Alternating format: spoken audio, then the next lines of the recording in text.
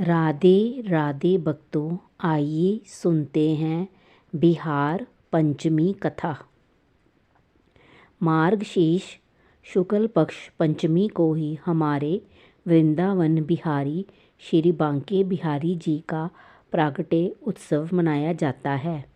इस दिन अप्रगट रहने वाले प्रभु साक्षात नित्य वृंदावन में निधिवन में प्रकट हो गए थे। तीनों लोकों के स्वामी को इस दिन रसिक सम्राट स्वामी श्री हरिदास जी महाराज ने जीत लिया था और वो अपने सभी भक्तों को दर्शन के देने के लिए उनके सामने आ गए थे। स्वामी श्री हरिदास जी निधिवन के कुंजों में प्रतिदिन नित्य रास और नित्य विहार का दर्शन किया करते थे और अत्यंत सुंदर पद गाया भी करते थे। वो कोई साधारण मनुष्य नहीं थे, भगवान की प्रमुख सखी श्री ललिता सखी जी के अवतार थे।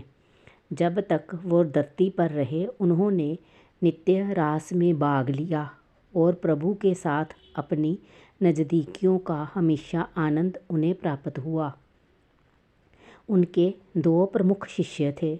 सबसे पहले थे उनके अनुज गोस्वामी जगन्नाथ जी, जिनको स्वामी जी ने ठाकुर जी की सेवा के अधिकार दिए और आज भी वृंदावन में बांके बिहारी मंदिर के सभी गोस्वामी जगन्नाथ जी के ही कुल के हैं।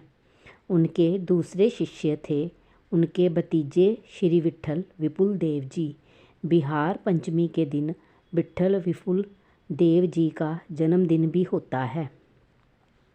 स्वामी जी के सब शिष्य उनसे रोज़ आग्रह किया करते थे कि वो खुद तो रोज़ नित्य विहार का आनंद उठाते हैं, कभी उन्हें भी ये सौभाग्य दे जिससे वो भी इस नित्य रास का हिस्सा बन सके। पर स्वामी जी ने कहा कि सही समय आने पर उन्हें स्वतः ही इस रास का दर्शन हो जाएगा, क्योंकि रास का कभी भी वर्णन नहीं किया जा सकता, इसका तो केवल दर्शन ही किया जा सकता है और वह दर्शन आपको भगवान के अलावा कोई नहीं करा सकता। स्वामी जी का एक कुंज था वो जहाँ वो रोज़ साधना किया करते थे। उनके सभी शिष्य इस बात को जानने के लिए काफ़ी व्याकुल थे कि ऐसा क्या खास है उस कुंज में। एक दिन जिस दिन विट्ठल विपुल देव जी का जन्मदिन था, स्वामी जी ने सबको उस कुंज में बुलाया। जब सब विट्ठल विपुल देव जी के साथ उस कुंज में गए तो सब एक दिव्य प्रकाश से अंधे हो गए और कुछ नज़र नहीं आया। फिर स्वामी जी को सबको अपने साथ वे लेकर आए और सबको बिठाया। स्वामी जी प्रभु का स्मरण कर रहे थे। उनके सभी शिष्य उनका अनुसरण कर रहे थे और सबकी नज़रें उस कुंज पर अटकी हुई थी और सब देखना चाहते थे कि क्या है इस कुंज का राज। तो सबके साथ स्वामी जी ये पद गाने लगे। माई री सहज जोरी प्रगट बई, जो रंग की गोर श्याम गन दामनी जैसे। प्रथम हूँ हूती अब हूँ आगे हूँ रही है, ना तरही जैसे। अंग अंग की उजराई सुगराई चतुराई सुंदरता ऐसे। श्री हरिदास जी के स्वामी श्यामा कुंज विहारी समवस जैसे। चेहरे पे मंद मंद मुस्कान, घुंघराले केश, हाथों में मुरली पीताम्बर धारण किए हुए। जब प्रभु की उस मूरत का दर्शन सबने किया तो सबका क्या हाल हुआ उसका वर्णन नहीं किया जा सकता।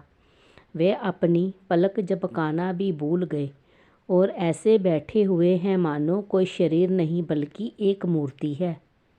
स्वामी जी कहते हैं कि देखो प्रभु प्रकट हो गए हैं। प्रभु की शोभा ऐसी ही है जैसी घनघोर घटा की होती है। ये युगल जोड़ी हमेशा विद्यमान रहती है।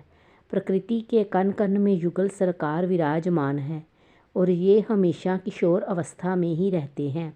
स्वामी जी के आग्रह से प्रिय और प्रीतम एक दूसरे के अंदर लीन हो गए और फिर वही धरती से स्वामी जी को एक दिव्य विग्रह प्राप्त हुआ जिसमें राधा और कृष्ण दोनों का रूप है और इसी विग्रह के माध्यम से ठाकुर जी हमें श्री धाम वृंदावन में दर्शन देते हैं।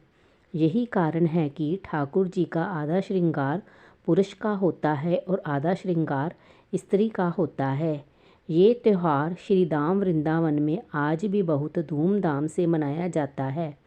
सुबह सबसे पहले निधिवन में प्रभु के प्रागट्य स्थल में जो भगवान में प्रतीक चरण चिन्ह है उनका पंचामृत अभिषेक किया जाता है। फिर एक विशाल सवारी स्वामी जी की वृंदावन के प्रमुख बाजारों से होती हुई ठाकुर जी के मंदिर में पहुंचती है। स्वामी जी की सवारी में हाथी, घोड़े, कीर्तन मंडली इत्यादि सब भाग लेते हैं। सवारी के सबसे आगे 3 रथ चलते हैं। इनमें से एक रथ में स्वामी श्री हरिदास जी, एक में गोस्वामी जगन्नाथ जी और एक रथ में विट्ठल विपुल देव जी के चित्र विराजमान होते हैं। ये रथ राजभोग के समय ठाकुर जी के मंदिर में पहुंचते हैं और फिर तीनों रसिकों के चित्र मंदिर के अंदर ले जाए जाते हैं। ऐसा माना जाता है कि इस दिन ठाकुर जी हरिदास जी महाराज की गोद में बैठकर उनके हाथों से भोग लगाते हैं।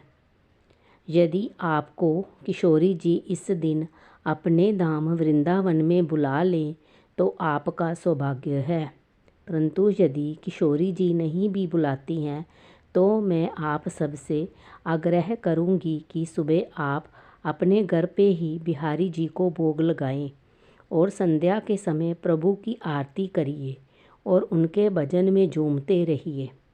आप पर कृपा जरूर बरसेगी और आपको ये जानकर बहुत खुशी होगी कि इस दिन भगवान श्री राम का जानकी जी के साथ विवाह भी हुआ था। इसलिए बिहार पंचमी को विवाह पंचमी भी कहा जाता है। कथा समाप्त हुई। राधे राधे। कृपया मेरे चैनल को लाइक, शेयर, कमेंट और सब्सक्राइब करें।